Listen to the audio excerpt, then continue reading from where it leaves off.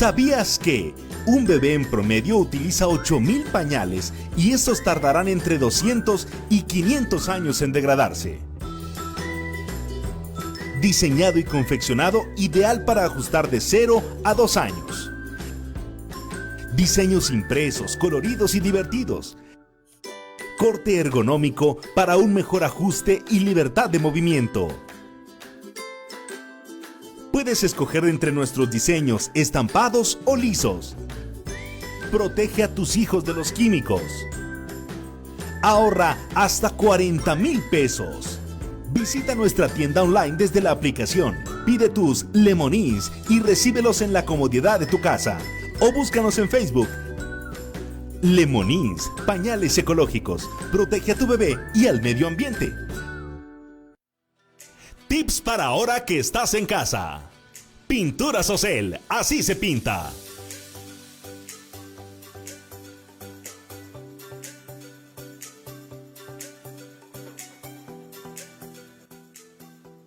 ¿Qué tal, amigos? Mi nombre es Rafael.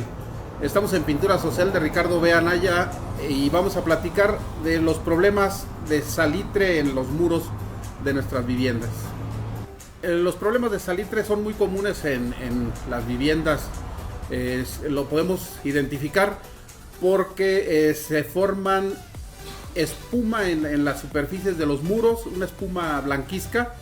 Inclusive llega a destruir nuestros revocos, los repellos de las mismas.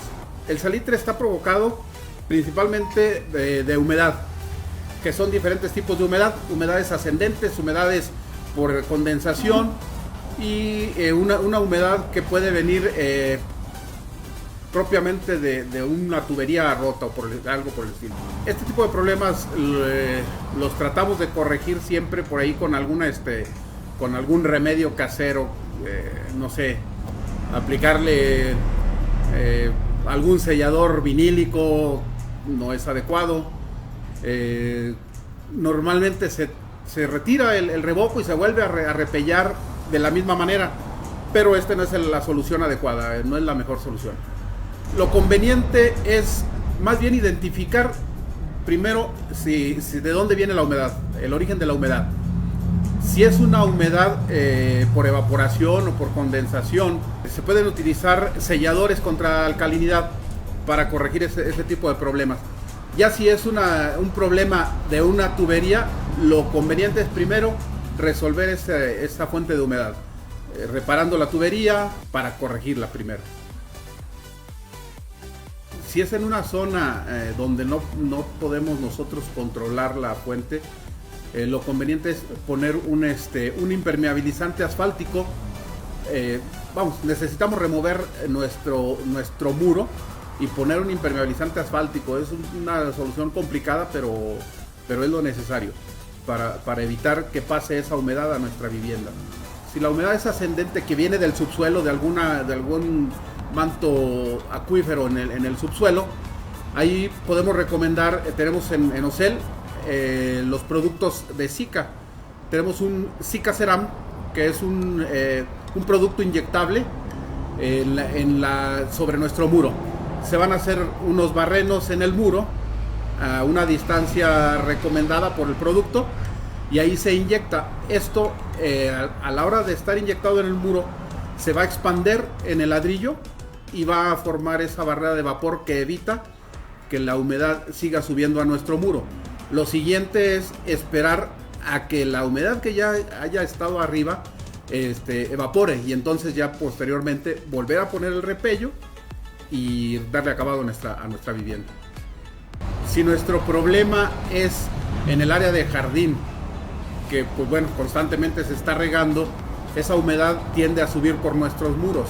Ahí lo conveniente es hacer una reparación de afuera hacia adentro, es decir, hacer una excavación pegado a nuestro muro, aplicar un sellador o un impermeabilizante que repela esa humedad, ya sea un impermeabilizante asfáltico o un sellador impermeable para que esa humedad no penetre a nuestro muro y por consiguiente no suba por el mismo. El salitre o las sales se llegan a presentar no propiamente en niveles bajos de los muros, también en algunas ocasiones a nivel medio o inclusive en las partes altas del muro. Ahí seguramente es una humedad por condensación, es decir, la misma humedad que se genera en la vivienda provoca que se formen esas sales, ese salitre, y de ahí que es el deterioro de nuestros acabados. Entonces ahí lo conveniente es utilizar porque en Ocel podemos apoyar con una revisión del pH en esas zonas, es decir, utilizar un lápiz reactivo para identificar en qué tan grave es el problema que tenemos de esa salinidad, de ese salitre. El pH del muro nos va a indicar el producto que requerimos aplicar. Si nuestro pH está en un rango de 9, es un problema ligero, entonces podemos utilizar un sellador marcando un 10, 11. Ahí vamos a utilizar un sellador contra alcalinidad alta, un 1405, que es sellador para altas alcalinidades. Ya si nuestra salinidad está demasiado alta, lo recomendable es hacer un lavado químico al muro antes de poner un sellador. Vamos a lavar con una solución de 3 litros de agua contra 1 litro de ácido muriático. Después, posteriormente, enjuagar perfectamente, dejamos que seque y vamos a utilizar cualquiera de nuestros selladores antes de poner nuevamente el revoco en el muro. Esto lo podemos realizar nosotros mismos. Lo único que hay que tener mucho cuidado cuando hacemos el lavado químico, dado que el ácido muriático, pues bueno, es peligroso. Pero uno mismo puede hacer el lavado. La aplicación de los selladores es una aplicación sencilla, como un recubrimiento, como una pintura cualquiera. Lo único que sí necesitamos, pues bueno, es el trabajo de una persona calificada para hacer nuevamente el repello o el revoco de los muros. Recordamos, aquí en Pinturas Ocel San Luis puede encontrar todo este tipo de productos para soluciones de salitres en nuestras viviendas, al igual que encontrará productos diversos en nuestras diferentes sucursales. Cualquier duda que tenga para realizar esas reparaciones. Pinturas Ocel, así se pinta.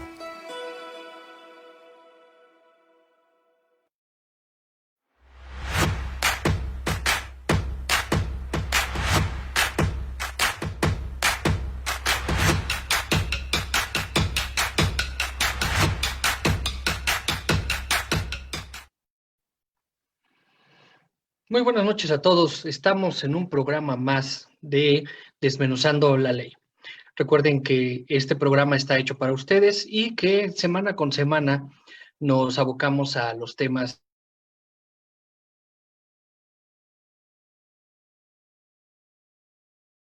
mental para que podamos entenderlo mejor y podamos acercar la información a todos ustedes. El día de hoy vamos a continuar con el tema con el que iniciamos la semana anterior, que era el de los derechos con las personas con discapacidad. El día de hoy me acompaña, como siempre, mi compañera y amiga, la licenciada Miriam Terrazas Orozco. Muy buenas noches, Miriam. Buenas noches a todos. Buenas noches, licenciado. Me acompaña también la licenciada Giselle Barajas. Buenas noches. Hola, buenas noches. Muchas gracias. También nos acompaña Lucía Banda. Hola, buenas noches. Muchas gracias. Y nos acompaña el licenciado Adrián Enoch también.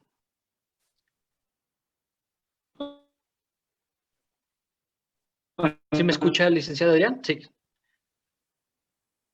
Parece ser que sí. ¿Qué tal? Buenas noches a todos. Ok. Pues vamos a iniciar, como siempre le voy a dar la palabra a mi compañera, la licenciada Miriam Terrazas, para que nos dé un panorama con respecto a lo que vamos a tratar el día de hoy sobre los derechos y continuar con este tema de los derechos de las personas con discapacidad. Adelante, Miriam.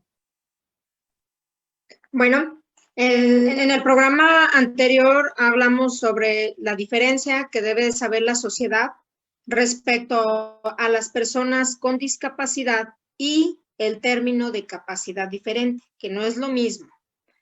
Todas las personas tenemos capacidades diferentes, pero en cuanto a las personas con discapacidad, debemos de hacer la clasificación tanto física como motora, auditiva, visual. Esa es la cuestión en cómo debemos de clasificarlas. Todas estas personas con discapacidad, a menudo la sociedad, al no conocer los derechos que lo protege la Constitución, la Convención, las leyes, los han sido marginados, discriminados, inclusive las campañas que se dan no se dan con el estudio adecuado ni el fondo que se debe de dar para profundizar a la sociedad y hacer conciencia de que estos derechos las personas con discapacidad los poseen y deben de gozarlos y respetarlos. Entonces, muchas personas con discapacidad han sido en su grado de vulnerabilidad discriminados e inclusive marginados conforme al estatus en el que están viviendo. Es un tema muy delicado. En el programa anterior se habló respecto a la estructura de edificios, la forma en cómo debe de hacer el programa para poder edificarlo, todo conforme a los derechos, pensando en las personas con discapacidad, pero a veces se olvidan de esos derechos, esas estructuras son más para comodidad, para modernidad, pero no bajo el protocolo que protegen a las personas que están en alguna situación distinta por haber sido vulnerado o limitado el ejercicio de alguna función, una función. Ahora bien, la conciencia que se le debe dar a la sociedad da lugares establecidos a personas con discapacidad a que no sean respetados, como lo he señalado, pero sí tenemos la Convención Internacional sobre los Derechos de las Personas con Discapacidad, tenemos la Ley General para la Inclusión de las Personas con Discapacidad, tenemos la Ley para la Inclusión de las Personas con Discapacidad en el Estado y municipios de San Luis Potosí. Por lo tanto, cualquier persona tiene derecho a ser atendido a las circunstancias de vulnerabilidad, tanto físicas como mentales, psicosociales, necesitan atención especial, tener atención a sus derechos, ser cuidadosos de esos derechos por parte de todos, siendo el primero el gobierno que debe de atender de esas situaciones. Como lo señalará una de nuestras invitadas, las políticas públicas que se implementan respecto a este tema tan delicado, inclusive el sector privado, las empresas, los centros comerciales están obligados a fomentar esa accesibilidad a las personas a ciertos lugares. Como lo he señalado, tenemos como primer instrumento internacional la Convención Internacional de los Derechos de las Personas con Discapacidad, que es un instrumento internacional de derechos humanos de las Naciones Unidas o de Derecho Internacional de los Derechos Humanos, que siempre está destinado a proteger esos derechos que tanto lo he señalado y la dignidad de las personas con discapacidad.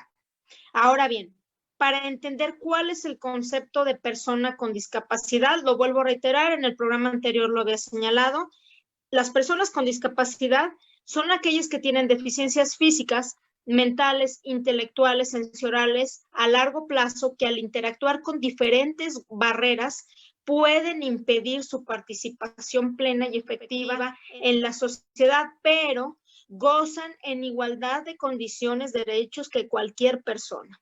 Entonces, esas personas deben de ser protegidas. Debemos nosotros, tanto como se están haciendo en estos programas, poder fomentar la inclusión, erradicar esa violencia. La sociedad a veces señala, no entiende, pero debemos de asentar que las personas con discapacidad están en igualdad de condiciones por la dignidad humana.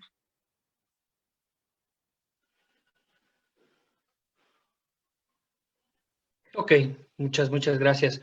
Ahora, después de este panorama, yo quisiera que, por ejemplo, en este caso, nos pudiera ayudar Giselle Barajas. Giselle, que trabaja con este tipo de grupos que se especializa en la cuestión del lenguaje de señas para poder acceder a la comunicación. La duda que ahorita podemos tocar ¿el sistema educativo mexicano está listo para poder atender a todas las personas con alguna discapacidad de manera correcta? ¿En qué estamos, en qué situación se encuentra actualmente esta parte? Bueno, buenas noches. Gracias por la invitación de nuevo. Híjole, tocas un tema, es como, ay, no sé, haber hablado de política Navidad. O sea, la educación es, yo creo, una de las discusiones principales en la vida en torno de cualquier ser humano, de cualquier ser humano. Entonces, nos enfrentamos ante un gremio de profesoras, ¿no? En su mayoría. Yo siempre he pensado a partir de esto del género, ¿no? Que decimos el gremio de los maestros y los maestros, y los nombramos en masculino, pero si volteamos a ver el gremio, son mujeres la mayoría. Entonces yo diría que son maestras que se están enfrentando a cuestiones de diversidad humana que no se habían preguntado antes, ¿no? Pese a que es un gremio que se dedica a insertar conocimientos y generar nuevos conocimientos en los seres humanos, la escuela mexicana, digámoslo así, de docencia, es el estandarizar, el normalizar y el uniformar, ¿no? Y el generar este tipo de situaciones hacia la parte obrera del capitalismo. Y no nos pusimos a pensar como docentes cómo construimos el pensamiento, cómo es que pensamos para empezar, ¿no? Y entonces, si yo como docente no me pregunto cómo pienso, yo como ser humano, entonces, ¿cómo voy a construir nuevos pensamientos en el otro? ¿Cómo es que el otro piensa? Entonces nos vamos por este asunto de los planes y programas y casi como recetarios de cocina en donde buscan la alternativa pedagógica para este tipo de ser humano, ¿no? Como si fueran otra cosa, pero todos somos seres humanos, todos venimos con este mismo cerebro, solamente que los canales por los cuales la percepción llega e interpretamos la realidad son 4 de 5, 3 de 5, pero de que hay pensamiento, hay razonamiento y hay ideas y hay inteligencia, la hay. Pero si yo de entrada yo misma no sé cómo construyo mis pensamientos, pues menos me voy a contestar esto. Y entonces viene la llamada inclusión educativa, ¿no? Después de que los niños con discapacidad habían pasado por esta historia de la inclusión educativa, ya se ha vivido en México anteriormente, antes de la educación especial. Cuando no había escuelas de educación especial, los niños con discapacidad que tenían la oportunidad de asistir a las aulas, pues lo hacían en escuelas regulares. Luego vinieron las escuelas especiales, llamadas CAM, los centros de atención múltiple, por especialidad. Ya había un CAM de personas sordas, de niños sordos, un CAM con niños con discapacidad intelectual y así. Luego viene una reforma educativa que la verdad yo no sé de qué mente emana una idea así, y los meten a todos porque son los diferentes. Dice un maestro, un querido maestro mío, el doctor Carlos Sánchez, ecuatoriano, pero radica en Venezuela, él dice, nada más pensaban en entrar, nada más faltaban entrar los feos y entramos todos a esas escuelas, ¿no? Porque básicamente era una idea de marcar a todos los niños distintos en una escuela particular. Entonces teníamos a una sola docente con 12 niños que todos eran diversos, niños con síndrome de Down, niños con autismo, niños con sordera. Todo eso vuelve a la reforma educativa y todo se va a inclusión educativa, antes integración educativa. Yo le llamo la victoria pírrica del sistema educativo mexicano, porque una victoria pírrica se caracteriza por ganar, pero con bajas altísimas. Llegas a casa victorioso, pero no feliz, porque eso te costó más de la mitad de tu ejército. Eso es, para mí, el sistema, la inclusión educativa para muchos niños con discapacidad. Porque hablamos de 5 grupos de niños con discapacidad, que es los niños con discapacidad intelectual, los niños con discapacidad auditiva, los niños con discapacidad visual, los niños con discapacidad psicosocial, los niños con discapacidad motriz. Los niños con discapacidad motriz, psicosocial y visual no tienen alterado el canal por el cual uno ejerce la inteligencia, que es el oído, porque ahí se te detona el lenguaje y aprendes una lengua. Entonces, los niños que están perdidos dentro de este sistema son los niños con discapacidad intelectual y los niños sordos. Entonces, la gente piensa que por ver uno entiende y aprende, y no. Uno entiende la realidad porque la puede decodificar gracias a que uno tiene una lengua. Y si los niños sordos no tienen a maestros competentes en la lengua de señas, no van a adquirir conocimiento alguno. Los niños con discapacidad intelectual van a seguir siendo buleados. Los niños, y entonces, los que bien les va, pues físicamente, es hablando de los niños ciegos, porque el canal auditivo ahí está presente, la información está presente. Los niños con discapacidad motriz, porque pues es una cuestión de accesibilidad física al espacio, que de alguna manera la tiene que resolver la escuela. Pero finalmente tenemos infancias que se van, ¿no? Y que vemos ahí 12 años de escolaridad, de infancia, en medio de un contexto tortuoso, porque no todos aprendemos igual, de entrada, ¿no? Ya sin pensar en la discapacidad, no todos aprendemos igual. Entonces, es una situación en la que algunos aplauden la inclusión educativa porque ya estamos conviviendo, pero los únicos que ganan son los docentes que tienen la experiencia ante el niño con discapacidad y los compañeros sin discapacidad que aprenden a vivir con una persona con discapacidad, pero la persona con discapacidad la pasa muy mal. Claro, sí, y se entiende porque como que fue un salto que se dio, digamos, antes de gatear se puso a correr, cuando realmente todavía no, ni siquiera en el matriculado, no sé, ustedes son los que son los expertos, en el matriculado de las carreras docentes no estaban como que en esas áreas de especialidad para docentes que pudieran atender este tipo de grupos de diversos, ¿no? Tan plurales, con características tan disímiles entre un alumno y otro, ¿no? Licenciada Lucía, desde tu punto de vista, esta parte de la inclusión de las personas con discapacidad, sobre todo ahorita en esta situación que vemos, por ejemplo, de la parte de los alumnos, de los niños que van a una escuela, ¿cómo lo puedes ver tú desde tu propia percepción? Estás también cursando la maestría en Derechos Humanos, sé que estás, ¿cómo se llama? Abordando ciertos temas desde la misma índole. ¿Qué nos puedes aportar en este caso? Sí, mira, precisamente Yoshio Brones, Lucía Banda, Adrián Enoch, Urbey Gutiérrez. Estaba viendo precisamente las políticas y la licenciada Miriam a las Terrazas personas Orozco. con discapacidad. Y en este tema de la educación, me consta que hay personas que acuden a una escuela particular.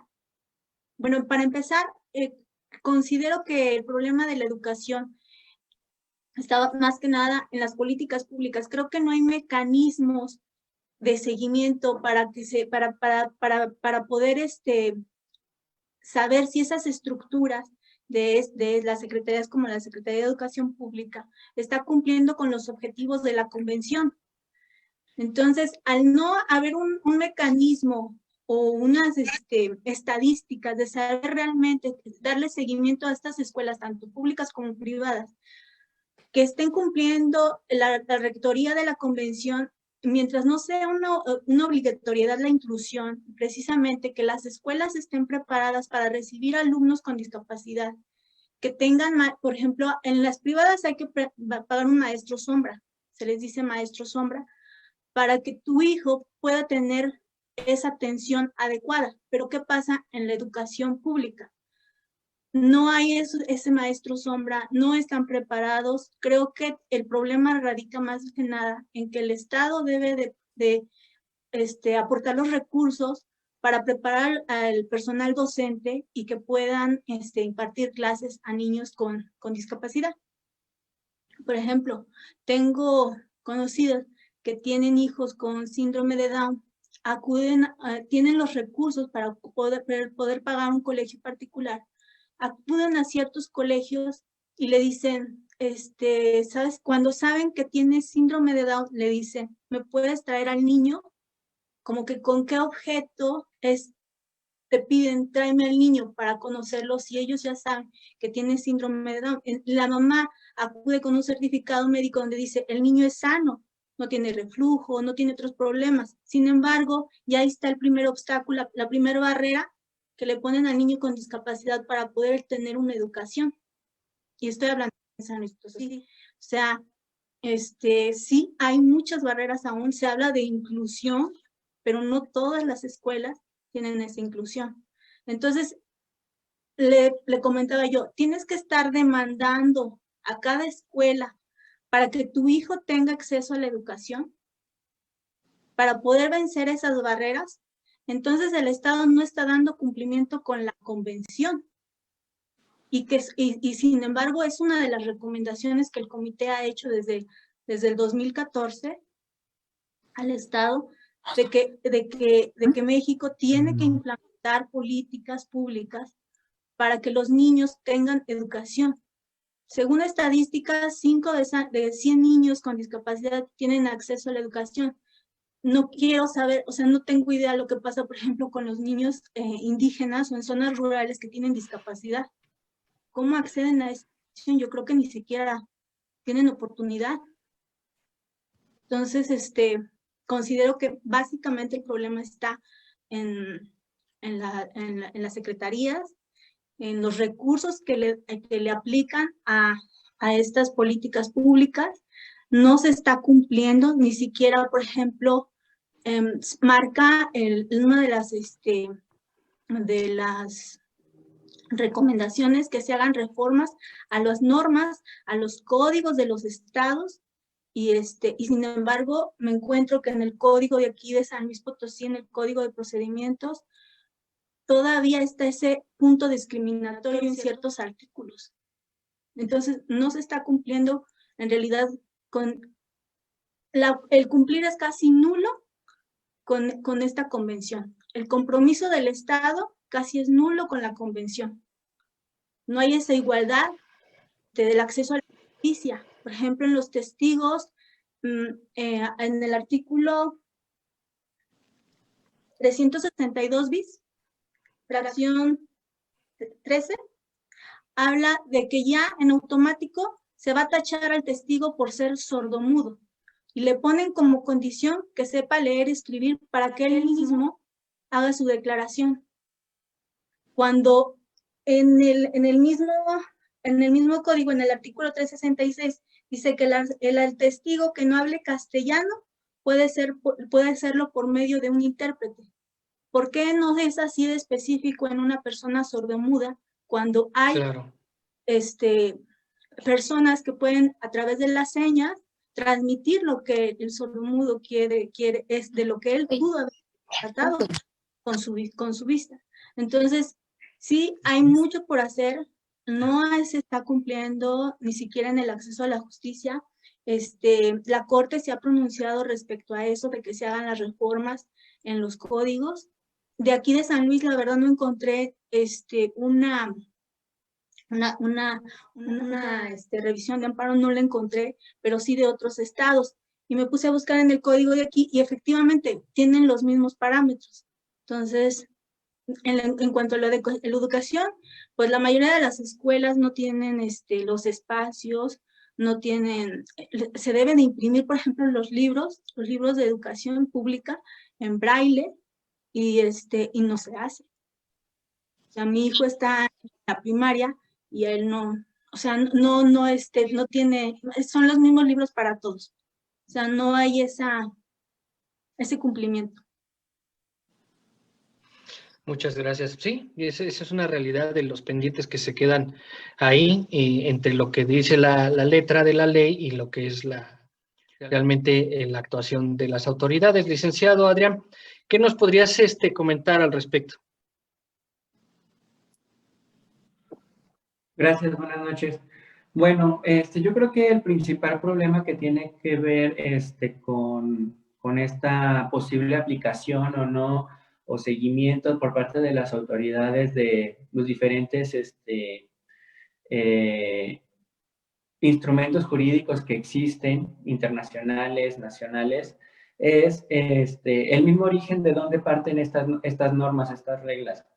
Este tipo de derechos, como lo es el derecho a la educación, pues parten del derecho económicos, sociales y culturales, de los cuales, bueno, tienen como fundamento la dignidad humana, que ya habíamos hablado en el programa anterior, respecto a la igualdad de oportunidades de todos para poder desarrollar, pues, un plan de vida, ¿no? En el que podamos,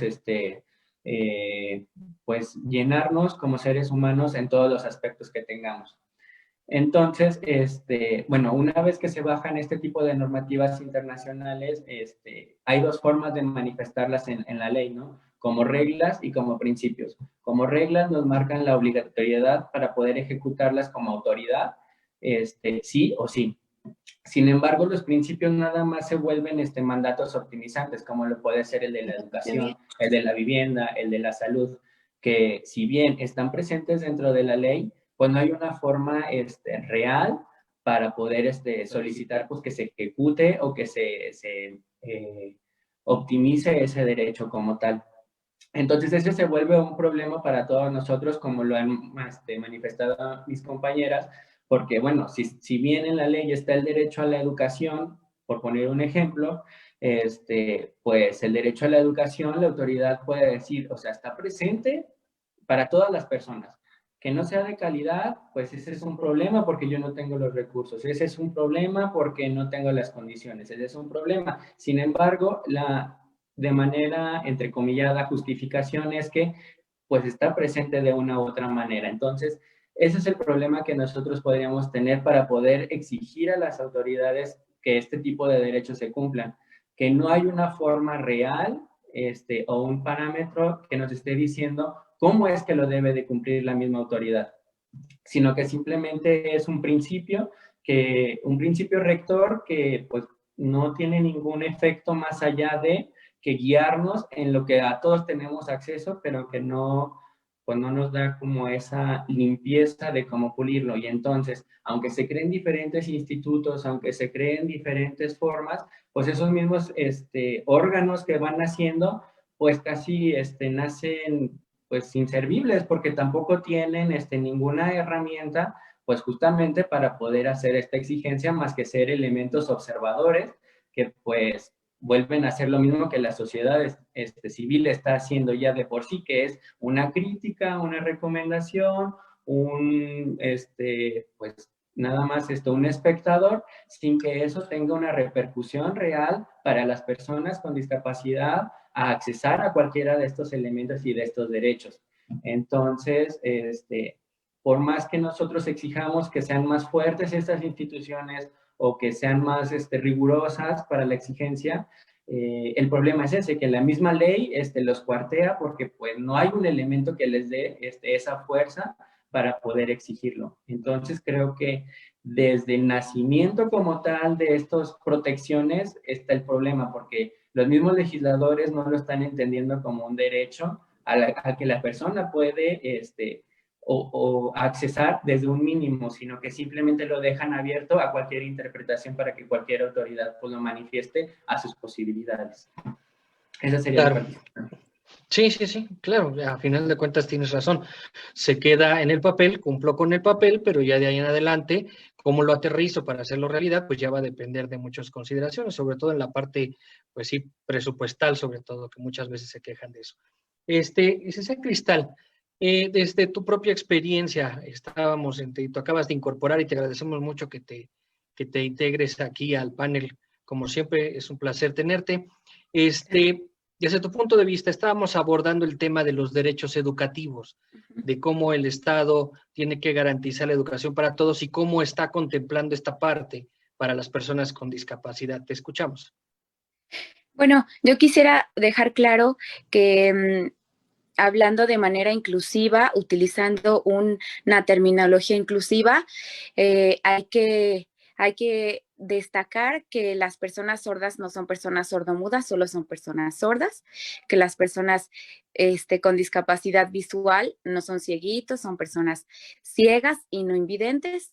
Entonces, bueno, igual y utilizar la terminología inclusiva para no utilizar términos discriminativos o no discriminar de manera indirecta por falta de conocimiento, ¿verdad? Eso es algo súper importante. en la actualidad. Y bueno, también destacar que no es lo mismo inclusión que integración. La integración es, por ejemplo, decir que cualquier niño pueda entrar a una escuela, pero la maestra dice, yo voy a dejar que Pablito, porque así dicen ellas o ellos, ¿no? Y yo soy maestra, yo estudié una licenciatura en educación inclusiva, perdón, educación especial anteriormente y ahora es educación inclusiva.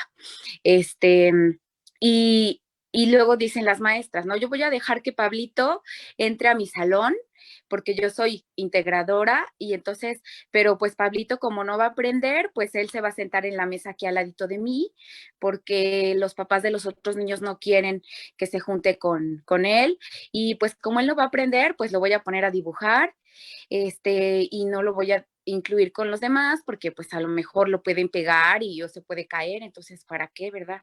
Y pues como no va a aprender, pues que coloree, ¿no? Al cabo que colorear le salen re bonitos los dibujos. Y no va a salir al recreo porque pues a lo mejor los papás de Pablito le piden a la maestra que lo cuide mucho, que no se involucre con otros niños porque se lastima, porque se pega, porque se cae, porque lo que sea. Y entonces hablamos que todavía yo creo que en muchas escuelas estamos en esa forma, ¿no? En esa integración y no hemos llegado a la plena inclusión, porque como yo también decía en el programa pasado, la inclusión no es estar, es participar, ¿no? Y no hablar de que queremos una igualdad, sino una equidad, porque quedamos en que no somos iguales, en que todos somos diferentes, pero tenemos los mismos derechos. Entonces, reconociendo esas diferencias, hablar de los derechos de las personas con discapacidad, en este caso de los niños jóvenes e incluso pues ya adultos que sean estudiantes, pues tiene que hablarse de esta equidad en cuanto a la educación inclusiva. Por otro lado, hablando yo les cuento de lo que he escuchado, hablando de los materiales didácticos inclusivos, de las ayudas técnicas inclusivas o de las herramientas que las personas con discapacidad necesitan para su educación, para su plena educación y una educación de calidad, ya sea los libros en braille, los libros en macrotipo, un intérprete de lengua de señas mexicana, en este caso porque estamos en México, ¿verdad? Tal vez la iluminación en este caso, a lo mejor algunos libros en facilectura, etcétera. Todos estos instrumentos, la Secretaría de Educación los debe de dotar a los docentes, a los maestros, a las escuelas de estos materiales. Sin embargo, el proceso es el que luego no llega, o sea, el proceso, la burocracia es la que luego no, nos limita o se limita a que estos materiales estén en las manos de los niños o jóvenes o a quien haya solicitado estos materiales. Porque los libros en braille están, se hacen, los libros en macrotipo están y se hacen, o sea, se toman en cuenta y se realizan. Lo malo es que cuando no tenemos ese conocimiento de que están y de que es nuestro derecho de tenerlos, es cuando no los solicitamos y no los tenemos. Nuestros maestros tienen que solicitarlos a la dirección los solicita a la supervisión y la supervisión a su vez, ya sea a la secretaria, al SER o a la CEGE, ¿no? Y entonces los libros llegan desde México etiquetados ya con el nombre del niño, del alumno, para quién son y todo. Lo malo es que cuando llegan de regreso, a veces no llegan a tiempo, o sea, se retrasan un poco. Y eso es lo malo, ¿no? O sea, esa es la burocracia, porque pasan que de la supervisión, que pasan a donde llegan todos los libros, pero que esos se esperan porque son de material accesible. Y luego que esos pasan por calidad, y luego que esos pasan a la supervisión, y luego que esos pasan con otra maestra, y luego que entonces ya pasan con la directora y entonces ya con el maestro y luego el maestro ya los papás y luego los alumnos, ¿no? Entonces pasan como por un proceso mucho más largo y ese como que es un limitante para que los niños con discapacidad pues tengan sus libros, pero de que existe el material existe. Lo malo es eso, que no sabemos que está y que se realiza y que es un derecho, ¿no? No es un favor. No sé si tengo un poquito más de tiempo para contarles una experiencia o me espero. Nos esperamos al corte, licenciada, y ahorita regresamos contigo para que concluyas. ¿Sí? Muchas gracias. Vamos a un pequeño corte, regresamos. Recuerden, estamos en Desmenuzando la Ley. No se desconecte.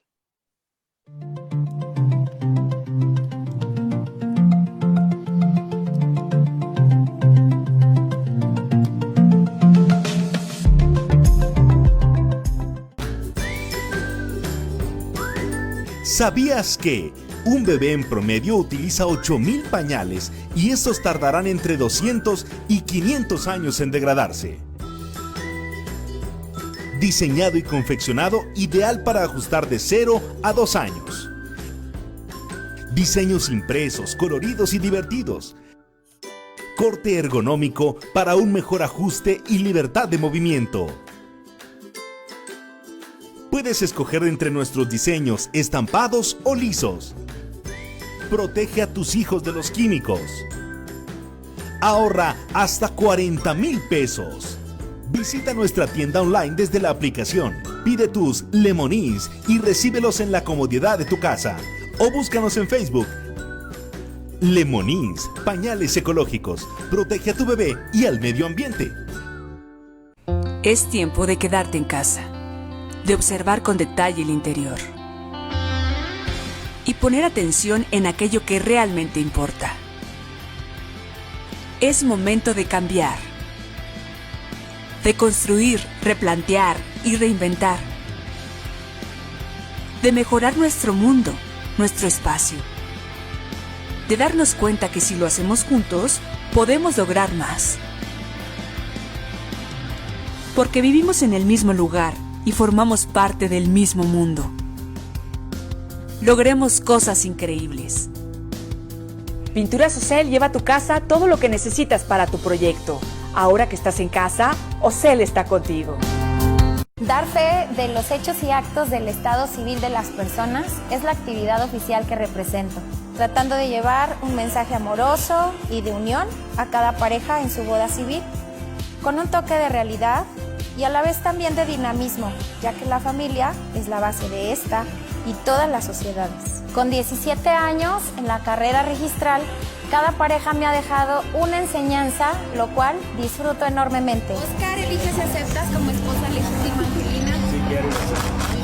Primer besito de esposos de San Gabriel. Pienso que el amor es la respuesta a todo, y si haces tu trabajo y las cosas con amor, los resultados sin duda son estupendos. Tienes que meter así. Perfecto. Así. Y la cierra. ¡Córrele, córrele! Eso, la sostienes.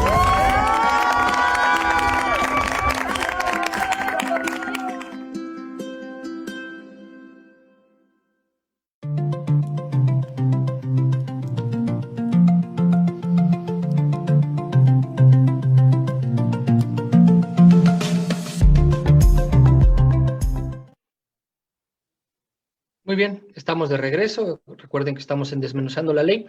Y bueno, vamos a continuar con nuestro tema. Se quedó pendiente una experiencia personal que va a comentarnos la licenciada Cristal Gutiérrez. Y bueno, le damos la palabra para que nos pueda completar esta parte. Bueno, yo quisiera finalizar mi participación en cuanto a la educación inclusiva, hablando de los materiales didácticos accesibles e inclusivos para los niños con discapacidad. Bueno, que es un derecho, ¿verdad? Una niña, bueno, los papás de una niña de 7 años, la cual se encuentra en segundo grado de primaria. No voy a decir su nombre, pero sus papás me pidieron que si podía conseguirles sus libros en braille porque en su escuela no se los habían dado. Y yo le comenté que por qué, si era su derecho y se los habían tenido que solicitar con anticipación, y me cuenta que el director o la directora le dicen que ¿por qué no llegaron? ¿Por qué no llegaban? Si el oficio se mandó, si se hizo la petición. Entonces, con algunos contactos hablamos a México, nos dijeron que tenían que haberse solicitado con anticipación, pero nos dijeron, pero esos libros sí fueron solicitados y fueron enviados a San Luis Potosí desde agosto y deben de estar en esta oficina, y hablamos a esa oficina y nos dijeron, sí, ya están aquí, pero más bien estaban aquí, pero ya los enviamos allá y ahora están allá con este maestro, ¿no? Y entonces hablamos con ese maestro y nos dice, no, pues es que no los tengo yo, ya los envié allá y ahora están allá, y entonces búsquenlos allá con este maestro. Y entonces así estábamos, ¿no? Hace aproximadamente, ¿qué será? 15 días, dimos con los libros, estaban en una bodega, estamos ya, nos los dieron, bueno, se los entregaron al papá de la niña apenas hace 2 semanas, y la niña, como ya sabe leer braille, pues ella estaba desesperada porque la maestra en línea les dice, todos los niños, por favor, en la página 40. Y ella dice, ¿y yo en cuál, maestra? Si no tengo libros, pues tú espérate porque no tienes. Así, ¿no? Y entonces esa es una discriminación, ¿no? Entonces, ahí, ¿a quién le echamos la culpa, no? Al gobierno, a los maestros, a la burocracia, a quien los envió, a quien los dejó aquí. Estuvieron embodegados cuántos meses ya, y la niña pues se quedó sin sus libros y quién sabe cuánto retraso lleva, ¿no? O llevó o tuvo. Entonces, ella pues es una niña muy, muy inteligente, pero muchos de estos casos pues pasan, ¿no? Y entonces es lo que les digo después, que dicen, que cuando llamas te dicen, pues, a ver, déjenos el nombre de la niña para darles el apoyo, ¿no? Y entonces uno dice, pero ¿cuál apoyo? Es el derecho, no me estás dando un apoyo, ¿no? Yo te estoy, no te estoy pidiendo un favor, te estoy casi exigiendo porque es el derecho de la niña, ¿verdad? Pero bueno, muchas personas pues tienen esa idea todavía de que dar o proporcionar un material accesible, pues es un apoyo, ¿no? Y claro que no, es un derecho ya. Y bueno, desde esa perspectiva, yo quisiera cambiar un poquito de tema y hablar acerca del tema jurídico de los derechos de las personas con discapacidad. Solamente en breve que sepan que somos personas que tenemos capacidad jurídica, que podemos tomar nuestras propias decisiones como personas con discapacidad, podemos decidir qué queremos, qué nos gusta, que sí, que no. Tenemos derechos civiles, tenemos derechos reproductivos, derechos de salud, derechos económicos, derechos laborales, etcétera, ¿no? Y entonces a veces nuestra propia familia incluso quieren tomar decisiones por nosotros en todos estos ámbitos, ¿no? Y yo creo que si las personas con discapacidad no conocemos sobre las leyes, no conocemos que existen leyes que nos defienden, que nos protegen, pues siempre vamos a estar como en las faldas de nuestra familia, de otra gente que tome decisiones por nosotros y que se quede con esas responsabilidades, que no nos permita ser autónomos, ¿no? Entonces, esa sería mi participación y les doy la palabra, no sé quién sea el siguiente. Sí, muchas gracias, licenciada, muchas gracias. Y esa es la parte más importante. ¿Qué pasa, licenciada Lucía, con con lo que comenta Cristal? Son personas con totalidad de, dígame. Respecto a lo que comenta la licenciada Cristal, me gustaría ahí ahondar un poco. Creo que la difusión de los medios es muy importante porque ella manifiesta mucho que la gente no conoce sus derechos, las personas con discapacidad no conocen sus derechos, ese derecho de que tenía acceso a sus libros. Sin embargo, es una de las recomendaciones del comité al Estado mexicano de que precisamente los libros lleguen a tiempo. Y manifiesta ella, ¿a quién le echamos la culpa? Pues yo creo que más que nada a las políticas públicas, a que precisamente, insisto, no hay indicadores, no hay registros precisos, actuales, que marquen la situación real que hay en las escuelas. ¿Por qué no le llegaron los libros a tiempo? Porque incluso en las recomendaciones dice que es obligación del Estado que los libros lleguen a principio de ciclo, para que no suceda lo que le pasó a esa niña. Entonces, esto es un derecho a su acceso a la educación y le está siendo vulnerado. Otra cuestión es como que sí hay muy poca difusión por parte de los medios de todos los derechos a los que las personas con discapacidad tienen, no, la convención no está haciendo derechos, los derechos ya son inherentes a las personas con discapacidad, el derecho al acceso a la justicia, a la salud, al trabajo, a la participación e inclusión plena, y ese derecho al acceso a la justicia debe de ser en forma igualitaria, así lo marca, dice que porque son iguales ante la ley. Incluso, por ejemplo, encontré en el código de aquí de procedimientos civiles,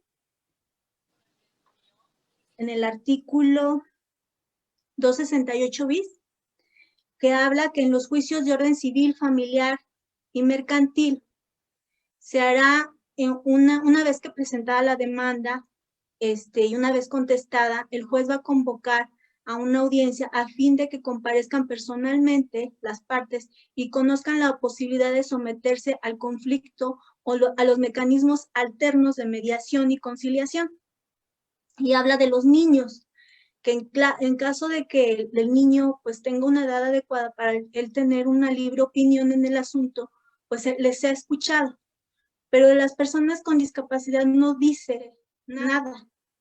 Simplemente habla de que va a comparecer un tutor, el que tenga la patria potestad o tutela o curatela. Entonces, volvemos a que no hay reformas en nuestros códigos que hablen de la sustitución de la voluntad. Porque como menciona la licenciada Cristal, ellos tienen voluntad. Ellos tienen esa capacidad de decisión y sin embargo no la están tomando en cuenta. Y estoy hablando de marcos legales que no han sido reformados. Entonces, vuelvo a lo mismo, creo que no hay esos mecanismos y esa recopilación de datos para dar cumplimiento a la convención. Mientras no exista eso, creo que muchas cosas no van a cambiar, porque pues, estas recomendaciones son de 2014 y no se ha hecho ninguna reforma a los códigos. Esa sería mi participación. Claro. La parte en la que nos comentabas, ¿verdad, licenciada Adrián? No se aterriza la parte de los principios a que se hagan leyes que sean ejecutables y que sean medibles y que sean evaluables, ¿no es así? Sí, exacto. Entonces eso se vuelve un problema porque no hay nada que se pueda mejorar si no partimos de una medida para saber exactamente qué es lo que se tiene que corregir para poder hacer efectiva esa política pública. Y otra cuestión que yo rescataría de lo que estuvo mencionando Cristal, que creo que también es un general que existe en toda inclusive derechos como el de la salud, donde debería tener el gobierno y que al final de cuentas no lo está pudiendo cumplir de manera correcta para que estas personas pues, puedan tener ese acceso. Entonces, las personas a partir de estas necesidades, diferentes organizaciones hacen esa atención a este poder, donde ellos pues se lavan las manos, donde dicen nos estamos apoyando con otras personas, pero estamos cumpliendo a final de cuentas con este acceso al derecho. Cuando volvemos a lo mismo, o sea, si existiera una verdadera medición y un verdadero conocimiento sobre este tipo de personas y sus necesidades, pues el mismo gobierno tendría que encontrar la posibilidad y los medios y mecanismos para poder ofrecer todos los medios necesarios para satisfacer sus necesidades. Esa sería mi participación. Claro, a final de cuentas, y por más que sea a lo largo de todos estos años haciendo alguna crítica desde ciertos sectores con respecto al papel que juega este tipo de asociación, este tipo de institución como el Teletón, pues vemos que pasan y pasan los gobiernos y al final de cuentas, tipo de este centro, pues sí se ve que hay realmente una capacidad para poder atender, ¿no? Una capacidad personal adecuada. Giselle, ¿cómo es que el Estado con respecto a los derechos de... Sí, bueno, eso siempre ha pasado, ¿no? Distintos, que también el Estado ya está rebasado, no en el aquí, en el ahora, en el presente, y no en el crecimiento ni en la exposición poblacional, y proyectar un impacto a largo plazo o mediano plazo en donde no te va a ser suficiente una trabajadora social, no te va a ser suficiente una escuela de educación, ve rebasado, ¿no? Y mientras que el gobierno es asistencialista, ¿no? El Estado es asistencialista, concepto de ayudar a las personas con discapacidad, ¿no? Y entonces la parte del Estado es asistencialista, ¿no? Te tengas en donde, como los críticos, ¿no? Una cosa es que tengamos la política y otra a construir una sociedad más equitativa para todos, ¿no? Todos y todas, incluidos. Entonces, yo también pensaría que en el caso de a veces los estados, no hay un interés, ¿no? Un interés por atender el tema. Lo piensan en política también del tema de corto alcance. Es como lo mismo que los empresarios que no ponen un elevador o una rampa en su hotel, lo mismo que una escuela se cierra a las personas con discapacidad, a los niños con discapacidad, pero ahora tiene más condonación de impuestos. Ahora, cuando las instituciones privadas o públicas o las personas en general se abren a la diversidad humana, esto resulta en más enriquecimiento que carencias, ¿no? Entonces, el hecho de que un gobierno no se abra a entender que si sus políticas las hace a partir de estas, de los grupos en situación de vulnerabilidad, porque no podemos decir que, por ejemplo, las mujeres seamos minoría, ¿no? Pero si hacemos partiendo otras variantes de humano, entonces, pues hasta ahí sería mi aportación. Y bueno, y siempre, desgraciadamente, el gobierno es distinto, ¿no? Y entonces, cuando un partido o un político toma el poder del Estado, pues va a ser lo que rija la política, no el Estado, no las leyes. Realmente con miras a, pues sí, a generar un estadio de bienestar general, ¿no? Independientemente de las ideologías que se gobiernan, aplicable, no nada más que se vuelva letra muerta, porque como decían con el caso del Teletón, recuerden que en la cuestión de gobierno, los vacíos de poder se llenan de una u otra manera. Y en este caso, este vacío, pues sí, de renombre, de relevancia, de aprovechar esa parte también.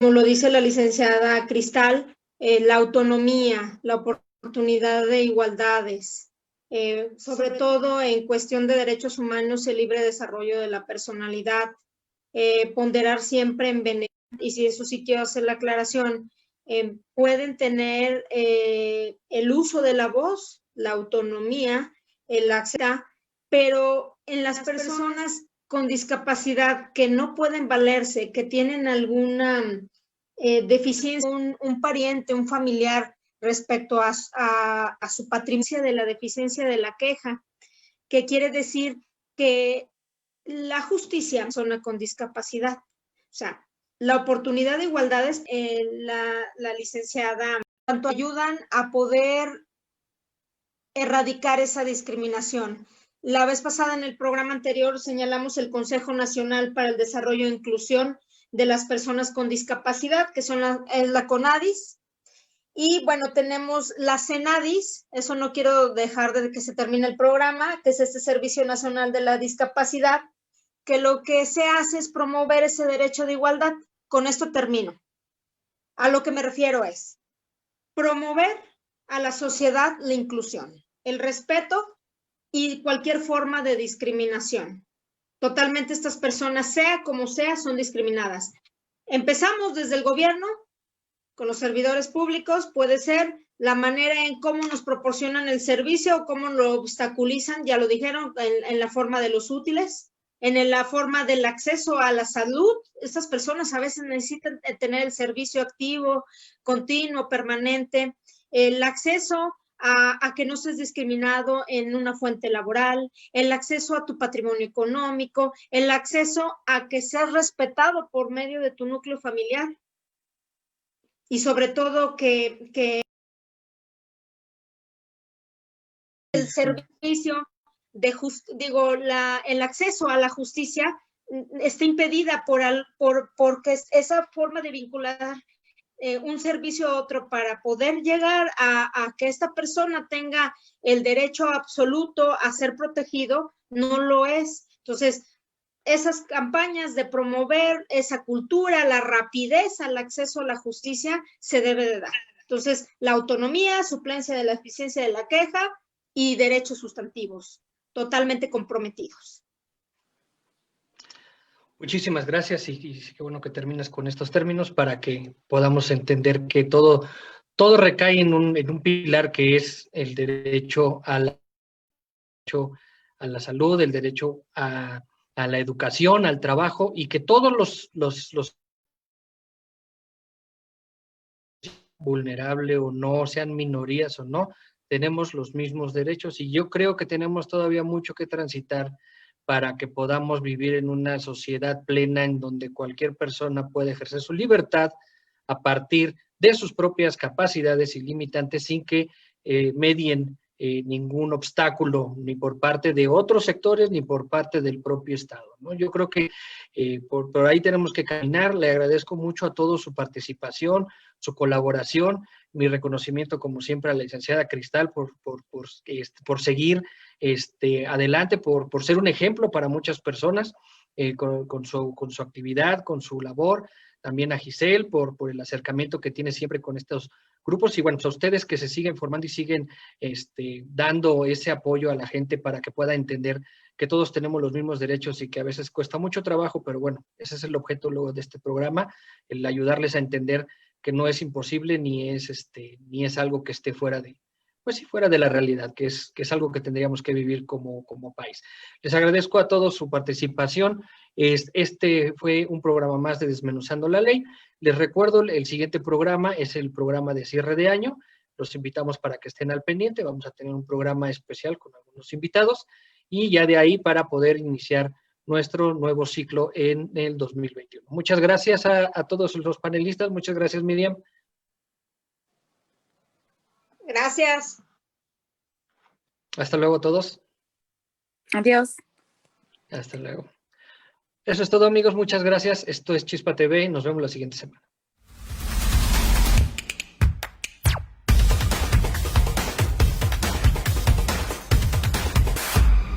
Dar fe de los hechos y actos del estado civil de las personas es la actividad oficial que represento, tratando de llevar un mensaje amoroso y de unión a cada pareja en su boda civil, con un toque de realidad y a la vez también de dinamismo, ya que la familia es la base de esta y todas las sociedades. Con 17 años en la carrera registral, cada pareja me ha dejado una enseñanza, lo cual disfruto enormemente. Oscar, elige si aceptas como esposa legítima Angelina. Sí, quiero. Bien. Primer besito de esposos, dejando abrir. Pienso que el amor es la respuesta a todo, y si haces tu trabajo y las cosas con amor, los resultados sin duda son estupendos. Tienes que meter así. Perfecto. Así. Y cierra. ¡Córrele, córrele! Eso, brazos bien.